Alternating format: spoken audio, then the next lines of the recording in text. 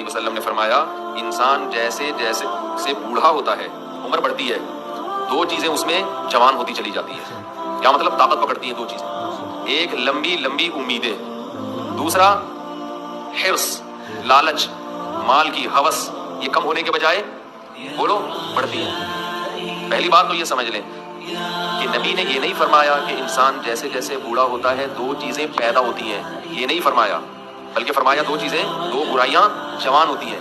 جوان وہی چیز ہوتی ہے جو پہلے پیدا ہو چکی ہو۔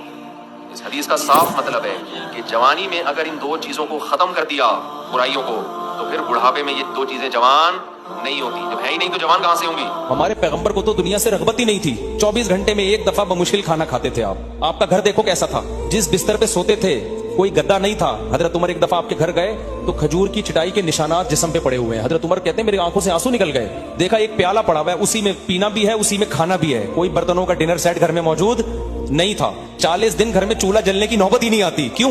اس لیے کوئی ایسی چیز نہیں تھی جس کو پکائیں۔ کھجور پانی پہ 40 دن گزارا ہو رہا ہے۔ یہ تو دنیا میں آپ نے رکھی ہے۔ ایک دفعہ آپ کے پاس بکریوں کا ریوڑ آیا ہدیے میں، سارا اسی وقت صدقہ کر دیا۔ بھوک سے حالت بعض دفعہ یہ ہو جاتی کہ آپ گھر سے نکلتے، یہ حالت ہو جاتی بھوک سے۔ اس سے ہمیں یہ بات سمجھ میں آتی ہے کہ انسان کو زیادہ امیدیں نہیں کرنی چاہیے، یعنی زیادہ جو امیدیں انسان باندھتے ہیں وہ امیدیں انسان کو نہیں باندھنا چاہیے دنیا کے اغراض سے۔ اور دوسری بات یہ کہ مال و دولت کی حرص نہیں کرنی چاہیے، کیونکہ مال و دولت کی حرص ایسی چیز ہے جو انسان کو برباد کر دیتی ہے۔ اس لیے ہم جو چیزیں ہیں اپنے اندر دینی رغبت ہے، دین کا شوق ہے، اللہ کی عبادت کا شوق ہے، ابھی سے اگر اس کو پیدا کریں گے تو انشاءاللہ بڑھاپے میں وہ چیز ہماری بڑھتی چلی جائے گی۔